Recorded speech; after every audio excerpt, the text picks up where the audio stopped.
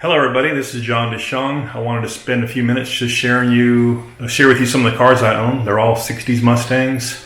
I own 5 of them and kind of wanted to maybe share each car with you, what I've done to them, some useful information, some of the mods I did to them. So here we go. Here's the 5 Mustangs I own from 1965 to 1969. 65 2+2 A code, a 66 Resto mod, a 67 390 car coupe automatic, a 68 Resto mod, and a 69 Mach 1. Interestingly enough, 2 of these cars are 101s. So I'll go through the 1965 car today. We'll share with you. Quick trip out in the driveway to look at the 65 for starters. Here's the 65 Mustang 2+2. I purchased it with the red stripes on the top, so I decided to go ahead and put the lower GT350 stripe on there. Probably a regret I have. Always explaining to people it's not a real Shelby. Most people that know Mustangs can see that it's not. There's obviously some missing things for a clone. But anyway, just wanted to dress it up with a little more color than white. 15-inch Magnum 500s with 215/70 TA radials. They seem to fit pretty good. Most of you have probably seen problems before in these Mustangs. You can't do a very tall tire, otherwise you'll get the front end clipping there. To somewhat, your caster adjustment can fix that, but I guess the ideal tire size is probably 205/70, I think, if I were to do it again. This is an early production 65. It was built September 4th, which is probably a very early San Jose car. So it was probably built the first 30 days of Fastbacks.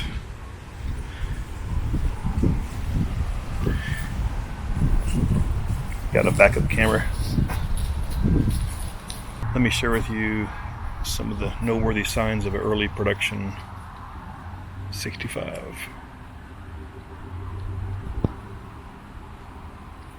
I decided to move the car in the shade. You get a lot better interior engine bay pictures, videos when you're in the shade versus out in the bright sun. Okay, let's check out some of the details. I mentioned this is an early 65 build.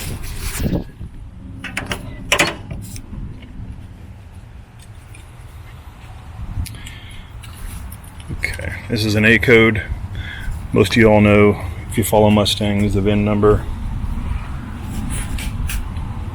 is right in here, and the 5th digit over is the A for A code. So it's a 289 4-barrel car originally, 4-speed. I still have the cast iron exhaust manifolds on there. Just went through a complete rebuild on the engine, tore it down, wanted to put a new cam in there and bring it back to 10-to-1 compression like most A codes were. So I had to go in and put some flat top pistons in there. The previous owner had kind of equivalent to a C code engine that had some recessed pistons that lowered the compression. Beyond that, the only other upgrade I have is a 100 amp alternator and a aluminum radiator with electric fan and MSD ignition. I do have front coilovers. Now it's just the original kind of like direct fit ones. That's kind of why I like them. They don't, no modification, just they fit in the same shock holder as the original ones. They mount right to the upper A arm as well, just like the original ones. So I thought I'd do that just for some ride height adjustability. I still run the original 4100 Autolite carburetor. I did put a new air gap intake on there. Not sure why I didn't trim that gasket, but that's something I'll do eventually. I'm still under 500 miles on the engine here, so I hadn't gone through braking yet. I mentioned it's an early build 65. You can tell it by the hood. You can see like the 64.5 coupes. You see this little flange that tapers down here, and that lines up directly with these front grille. You can see they got a miter a taper edge to them. You see that taper edge there? That's how you can tell it's an early build as well. And these have to match. Well, they don't have to match, but if you put a standard late model version that comes out flat here, and you have this hood, they will probably rub. So anyway, another indication that you have an early build is the hood and the grille. Also, on the interior, another quick giveaway is the vent. The vent's got an A on it. They got rid of the A eventually. I have TMI interior in this thing I did myself. I would not do door panels again. They're very expensive, and I do not like how they use adhesive tape right along this edge here. It looks cheap. There's got to be a better way to mount that doesn't look like this. I wouldn't do it again. I have them on 2 of my cars, and I wouldn't do it again. I have the Sport R2 seats and headrest. Decided to go headrest, but I think the headrests are a little bit out of scale. I'd like them about half the height of that. I'll probably do that to these. I'll probably modify them at some point. One thing, if you all have ever purchased TMI seats, Sport 2R specifically, is they have a lot more bolster, but one of the problems is they tend to be firmer and higher than your stock ones. So if you're like me, 6 foot 200 pounds or so, it's always a challenge to have enough clearance for your head. So I decided to make a modification to my seat frames, which worked pretty good. To lower the seat, I cut out about 1 inch of the seat frame itself. I'll show you, I can put together a video of that as well. I fit a lot better in the car with these 1 inch lower seats. And you can also lower the seat platform. You literally got to pull the interior out and pull the seat platform out and put in a 69 Mustang platform, which is about 1 inch lower. But I do that on my 68, but it's just a lot of work. This is a lot easier. Okay, for you all that know the difference between another difference between 65 and 66 is the handles. These handles don't have screws to hold them in. They have Jesus clips that you got to get behind that flange to get them out, and they come off a little more trickier. 66s have a screw that holds them in, a lot easier. Okay, let's see on the inside here. Inside we have digital VHX series gauges. I really like these a lot.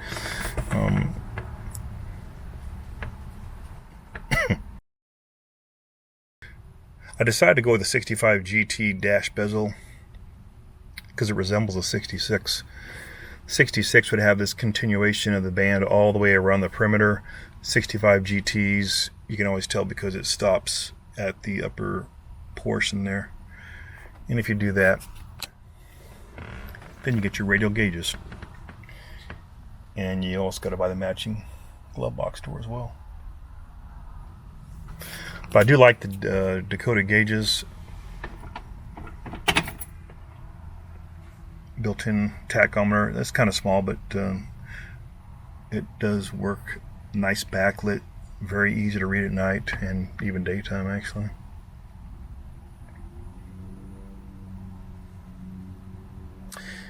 I decided to put in an amplifier.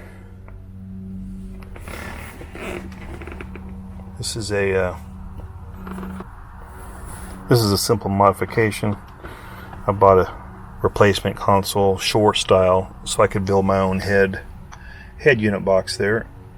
And now that it's not the original, I went ahead and cut these out and put these cup holders in there. Good to have cup holders. Stereo works really well. It is 6.5 speakers in the foot. A lot deeper. You won't, unless you make yourself a custom panel there. I bought these off of eBay, and they fit really good, and you just paint them to your color. Comes close to getting in the way of your clutch, but there's still enough room to shift gears and get your foot in and out of there not a problem. Steering wheel, a little bit thin. I wish it was a little bit beefier. There's other brands that have a little beefier, but this was pretty affordable. It's a 9-bolt pattern. It works really well.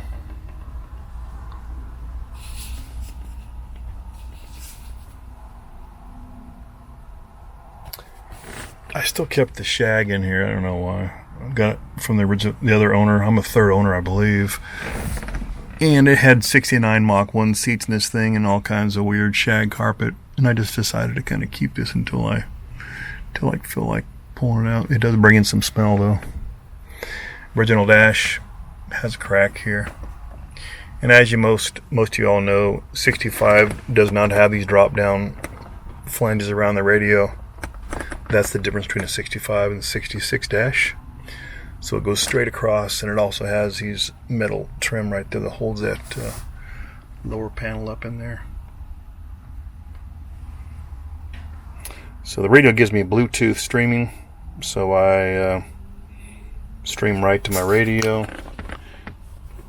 You don't need to cut these door panels or anything else on a Fastback. It sounds really good with just these 6.5s. And a amplifier in the back driving a 10-inch sub. It sounds really full.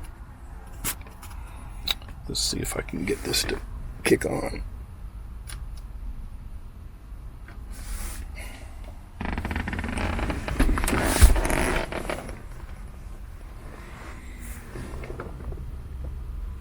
Okay. Yeah, Bluetooth streaming is really easy on your iPhone. Bring up your song.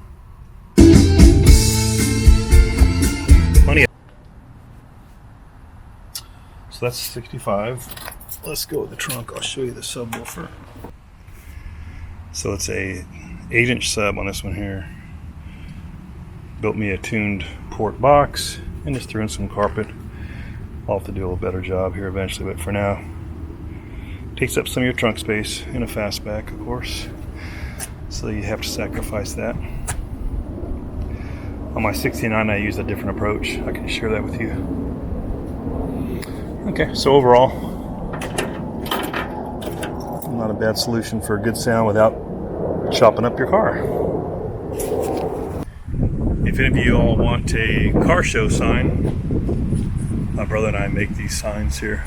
I find these car signs helpful at car shows. They just magnetically attach to your hood. That way when people come up to your car, they can kind of start reading some interesting facts about it. So if you like these signs, I'll have a link at the bottom of the video where you can go to jagconcepts.com. Anyway, here's the details of the car. It's a September 4th build date, San Jose plant, serial number, white on red. Engine's the original 289 4-barrel engine, 210 horsepower, 4-speed top-loader transmission, 3.0 gear ratio, with Magnums 215 70 R14s. That should be 15, I believe. You can double check my tire diameters. It's a tribute car with coilover shocks. I do have a rally pack gauge that came in the car. I just pulled it out temporarily. Digital decoded gauges, TMX interior, and custom audio sound. By me, not the company. Alright, well that's the 65. I think I'll go for a test drive now. Okay, let's go for a little test drive on the 65.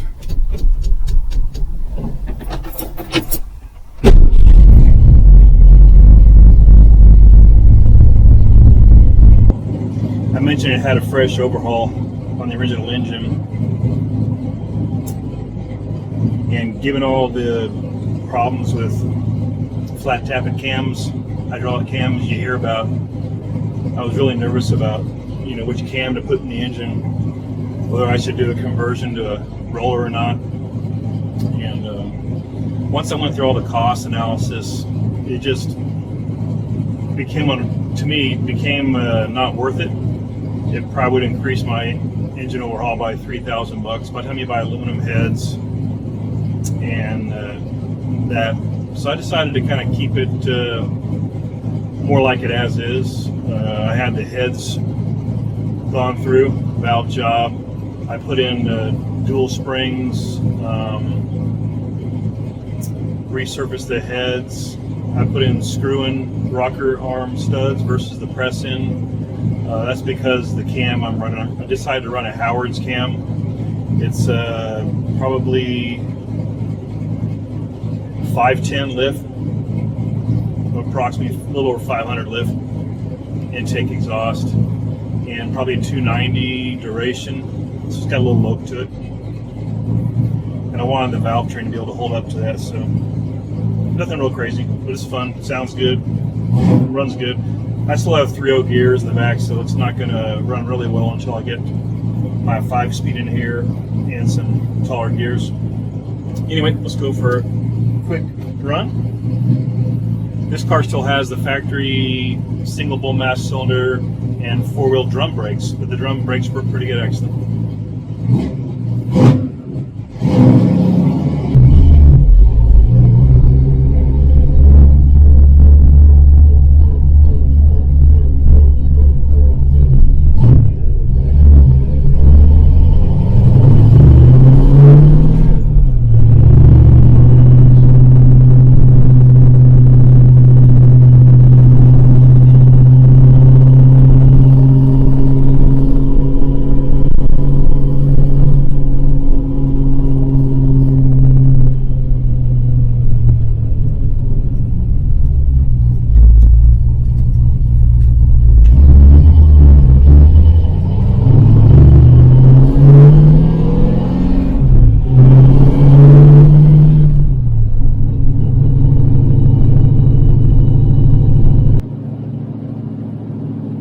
Out of all my Mustangs, I'd say this 65 is the most raw to drive, just being that it's all manual.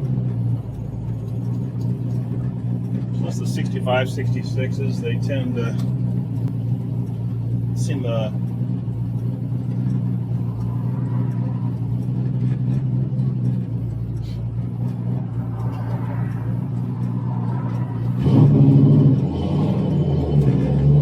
Mustangs, this one here is the most raw Mustang I have in terms of comfort, originality. I made a few modifications to it, besides the front coilovers, electric fan, 100 amp alternator, some interior sound system. It's pretty much like it was mechanically.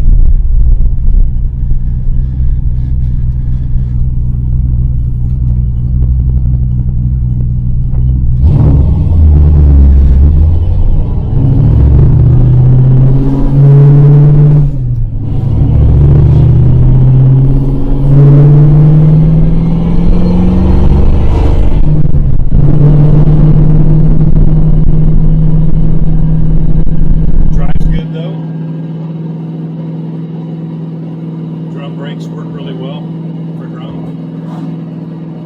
They don't pull or anything.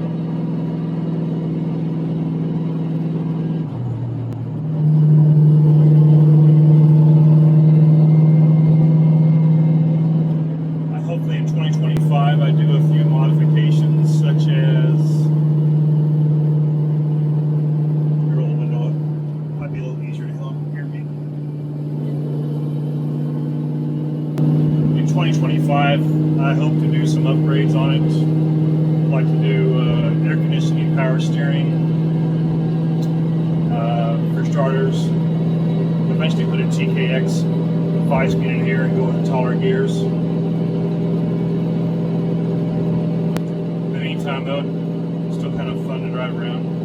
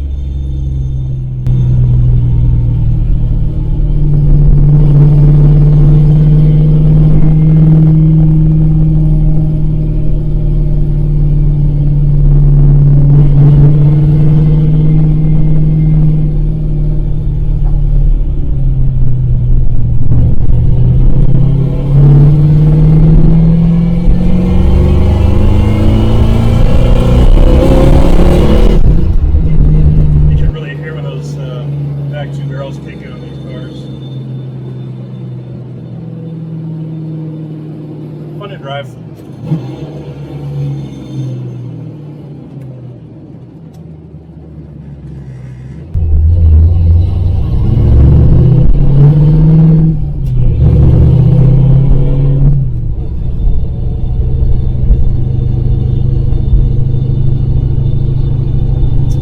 That's it.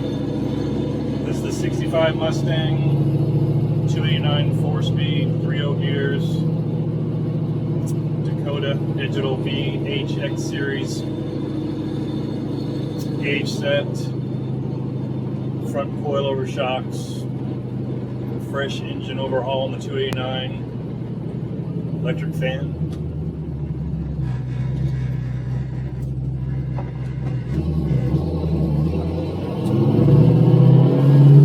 Originally a red-on-red car.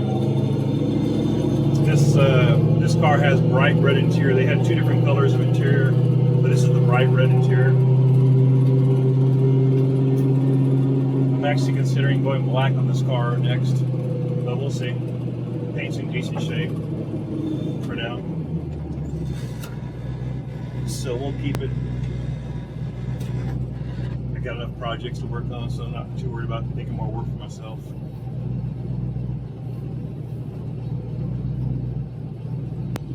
Okay, well, if you liked the video, let me know.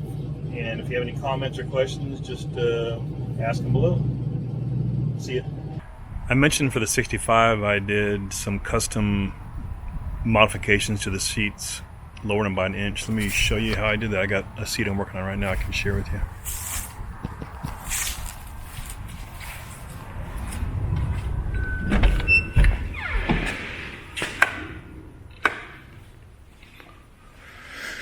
Okay, here's another seat I'm working on right now for my 66.